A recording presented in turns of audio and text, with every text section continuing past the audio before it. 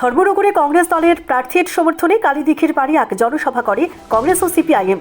এই জনসভায় প্রধান বক্তা হিসেবে কংগ্রেস দলের কেন্দ্রীয় নেতৃত্ব আলকা লাম্বা উপস্থিত ছিলেন।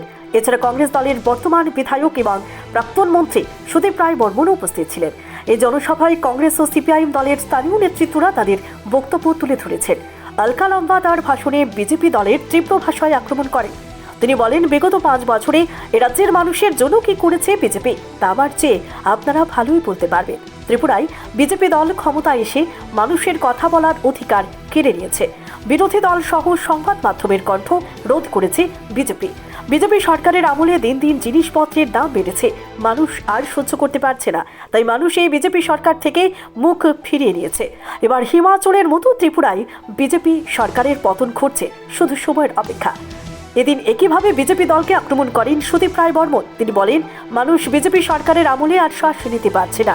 একটা দমবন্ধকর পরিস্থিতির সৃষ্টি হয়েছে রাজ্যে। আগামী 16 জানুয়ারি এ রাজ্যের মানুষ বিজেপিকে নদীতে বিসর্জন দিতে যাচ্ছে। তিনি এদিন কংগ্রেস সহ সিপিআইএম দলের প্রার্থীদের বিপুল ভোটে জয়যুক্ত করার আহ্বান রাখেন। এদিন এই মঞ্চে বিজেপি ছেড়ে 40 পরিবারের 174 ভোটার ও তৃণমূল কংগ্রেস ছেড়ে 2 পরিবার কংগ্রেস দলে সামিল হয়েছেন বলে জানিয়েছেন কংগ্রেস নেতৃত্বরা। এ জনসভায় সিপিআইএমের পক্ষে আইনজীবী সুভাষ রায়, কংগ্রেস দলের 2 অবজারভার, জেলা সভাপতি অজিত দাস সহ অন্যান্য কংগ্রেস নেতৃত্বরা উপস্থিত ছিলেন।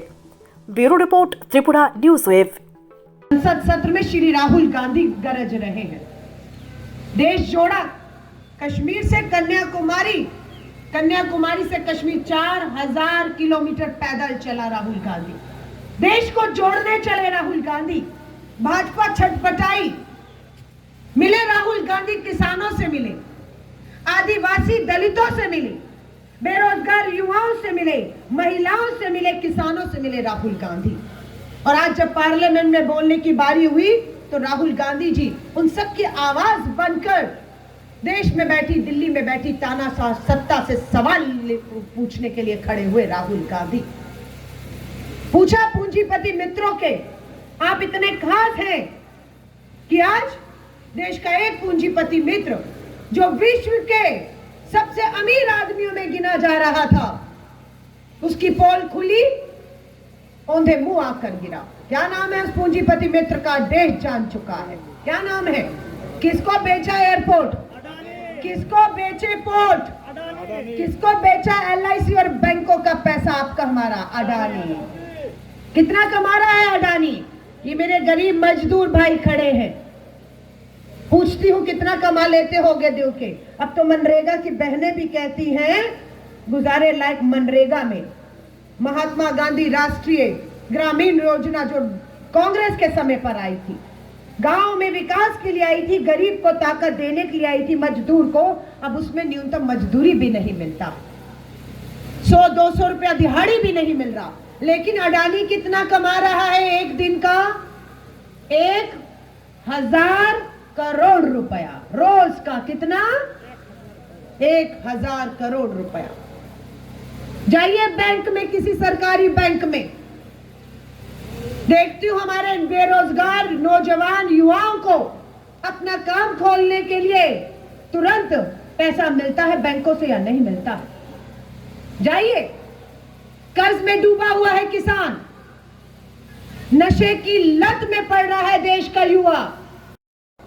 लेकिन मोदी जी के पूंजीपति मित्र अडानी को स्टेट बैंक ऑफ इंडिया ने, एसबीआई ने 27,000 करोड़ दे दिया।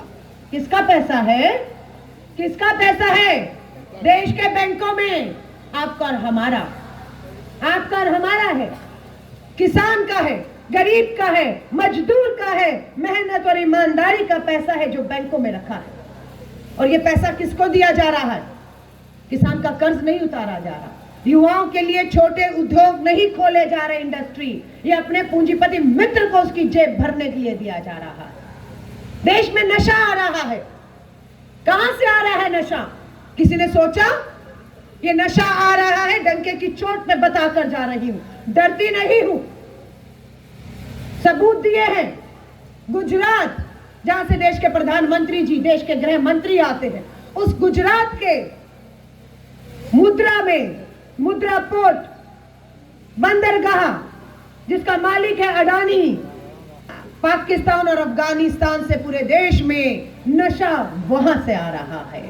हजारों किलोग्राम का नशा पकड़ा जा रहा है, लेकिन देश के प्रधानमंत्री और गृह मंत्री की चुप्पी नहीं टूटती और ना कोई कार्रवाई होती है। देश का बेरोजगार युवा नशे की लत में है। बेरोजगारी भी इन्हीं की देन है और नशा भी इनकी देन है, ताकि युवा खड़ा होकर सवाल ना कर सके इनसे।